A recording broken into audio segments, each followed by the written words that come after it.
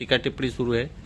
आपने भी इसको लेकर एक ट्वीट किया है, क्या कहेंगे, किस तरह का ट्वीट है? ये बहुत ही दुर्भाग्यपूर्ण बात है कि शिवसेना शिंदे गठ के दो सीनियर लीडर एक दूसरे को गद्दार और बेईमान कह रहे हैं। सच है कि दोनों नेता अब एक्सपायर्ड मेडिसिन हैं, दोनों भूले बिसरे गीत हो चुके हैं और दोनों का अब जनसंपर्क नहीं है। खासकर हमारे विभाग के जो सांसद हैं श्री गजानन कीर्तिकर साहब, उनका तो पिछले 5 वर्षों में अपने इलाके में चुनाव क्षेत्र में कोई काम ही नहीं रहा है। उनसे मैं सवाल पूछता हूं कि जुहू के लिए आपने क्या किया, वर्सोवा के लिए क्या किया, अंधेरी ईस्ट के लिए क्या किया, गोरेगांव वेस्ट के लिए आपने क्या किया।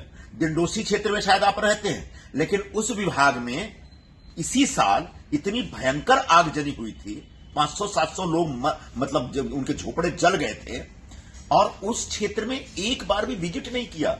उल्टे जब हम लोग, मैं तो 2-3 बार गया, मैंने जोर से डिमांड की कि सरकार की तरफ से इन सारे झोपड़पट्टी वासियों को, जो प्रभावित लोग हैं, इनको कुछ मदद निधि मिलनी चाहिए। और तब सरकार ने घोषणा की कि भाई 50,000 रुपए प्रत्येक परिवार हम देंगे। और जब पैसा बांटने का टाइम आया तो इन्होंने सामने से डिपार्टमेंट में फोन करके बोला कि ये प्रोटोकॉल है और प्रोटोकॉल के नाते मुझे आपको बुलाना ही पड़ेगा, और फिर वो बुलाते उनको।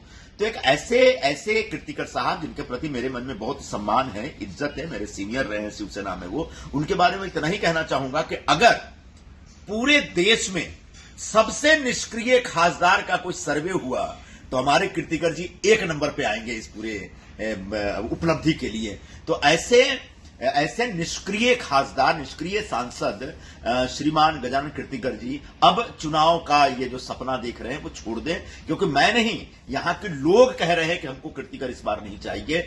उनकी पार्टी के कार्यकर्ता कह रहे हैं कि कुछ भी हो जाए, इस बार कीर्तिकर हमको नहीं चाहिए। तो ऐसे में कीर्तिकर साहब ससम्मान एक संन्यास ले लें तो बेहतर होगा। लेकिन उन्होंने आपको कहा है कि आउट ऑफ एक्सपायर माल कौन है, इलेक्शन आने दो, पता चल जाएगा।